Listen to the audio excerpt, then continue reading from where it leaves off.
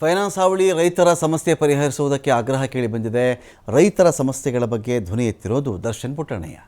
ವಿಧಾನಸಭೆ ಸದನದಲ್ಲಿ ಶಾಸಕ ದರ್ಶನ್ ಪುಟ್ಟಣ್ಣಯ್ಯ ಮಾತನಾಡಿದ್ದಾರೆ. ಇವತ್ತು ಅಸಂಘಟಿತ ಕಾರ್ಮಿಕರಿಗೆ ಸಾಮಾಜಿಕ ಭದ್ರತೆ ಕೊಡಬೇಕಾಗುತ್ತೆ. ಸರ್ಕಾರಿ ಆಸ್ಪತ್ರೆಗಳಲ್ಲಿ ಡಾಕ್ಟರ್ಗಳು ಇಲ್ಲ. ಸಮಸ್ಯೆ ನಿವಾರಣೆಗೆ ಶಾಸಕ ದರ್ಶನ್ ಪುಟ್ಟಣ್ಣಯ್ಯ ಆಗ್ರಹಿಸಿದ್ದಾರೆ. ದರ್ಶನ್ ಪುಟ್ಟಣ್ಣಯ್ಯ ಅವರ ಮಾತಿಗೆ ಸ್ಪೀಕರ್ ಕೂಡ ಹೊಗಳಿದ್ದಾರೆ.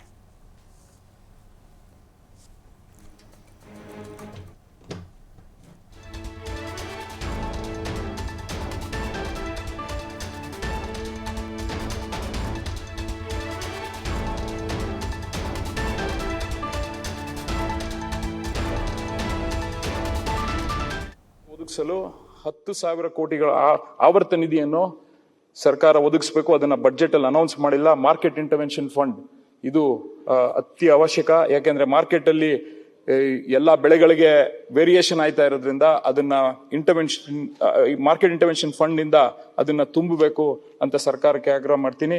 ಮೈಕ್ರೋ ಫೈನಾನ್ಸ್ ಜಾಲದಿಂದ ಬಡ ಜನರ, ವಿಶೇಷವಾಗಿ ಮಹಿಳೆಯರಿಗೆ ಪಾರು ಮಾಡಲು ಈಗಾಗಲೇ ನಿಮ್ಗೆ ಗೊತ್ತಿರೋ ಹಾಗೆ ಎಲ್ಲಾ ಕಡೆ ಸೂಸೈಡ್ಗಳು ನಡೀತಾ ಇದೆ. ಅದಕ್ಕೆ ಯಾವ ತರ ಸರಳ ವಿಧಾನದಲ್ಲಿ ಸಾಲನ ಒದಗಿಸಬೇಕು, ಅದಕ್ಕೆ ಕ್ರಮ ವಹಿಸಬೇಕು ಅಂತ ನಿಮ್ಮ ಮೂಲಕ ಕೇಳ್ಕೊಳ್ತೀನಿ. ರಾಗಿ ಮತ್ತು ಭತ್ತ ಖರೀದಿ ಕೇಂದ್ರಗಳು ಇದು ಇಡೀ ವರ್ಷ ತೆಗ್ದಿಡಕ್ಕೆ ಏನ್ ಮಾಡಬೇಕು ಅದಕ್ಕೆ ಕ್ರಮ ವಹಿಸಬೇಕು ಸರ್ಕಾರ. ಕೊನೆಯದಾಗಿ ಈಗೇನು ಸಾವಯವ ಕೃಷಿ ಬಗ್ಗೆ ಈಗ ಮೊನ್ನೆ 17ನೇ ತಾರೀಕು ಹಿಮಾಚಲ್ ಪ್ರದೇಶ್ ಬಜೆಟ್ ಅನೌನ್ಸ್ ಮಾಡಿದ್ರು. ಆ ಬಜೆಟ್ ಅಲ್ಲಿ ಅವರು ಸಾವಯವ ಕೃಷಿಗೆ ಅತಿ ಹೆಚ್ಚು ಒತ್ತನ್ನ ಕೊಟ್ಟಿದ್ದಾರೆ. ಅವರು ಮಿನಿಮಮ್ ಸಪೋರ್ಟ್ ಪ್ರೈಸ್ ಅನ್ನು ಜಾಸ್ತಿ ಮಾಡಿದ್ದಾರೆ. ಕೆಲವು ಗೋಧಿ, ಜೋಳ ಇದಕ್ಕೆ ಮತ್ತೆ ಟ್ರಾನ್ಸ್ಪೋರ್ಟ್ ಸಬ್ಸಿಡಿಯನ್ನು ಅವರು ಅನೌನ್ಸ್ ಮಾಡಿದ್ದಾರೆ.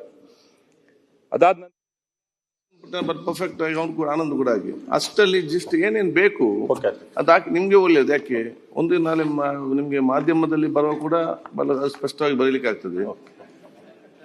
ನಿಮ್ಮ ಸೋಷಿಯಲ್ ಮೀಡಿಯಾದಲ್ಲಿ ಕೂಡ ಹಾಕಿದ್ರೆ ಜಾಸ್ತಿ ಹಾಕಿದ್ರೆ ಯಾರು ನೋಡುದಿಲ್ಲ. ನಿಮ್ಮ ಕ್ಷೇತ್ರದಲ್ಲಿ ಬರೀ ಅಷ್ಟು ಕಮ್ಮಿ 5-10 ನಿಮಿಷಕ್ಕೆ ಮತ್ತೆ ಜನ ನೋಡ್ತಾರೆ, ಮತ್ತೆ ಫಾರ್ವರ್ಡ್ ಮಾಡ್ತಾರೆ.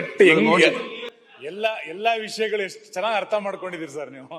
ಸೋಷಿಯಲ್ ಮೀಡಿಯಾ ಜಾಸ್ತಿ ನೋಡೋದು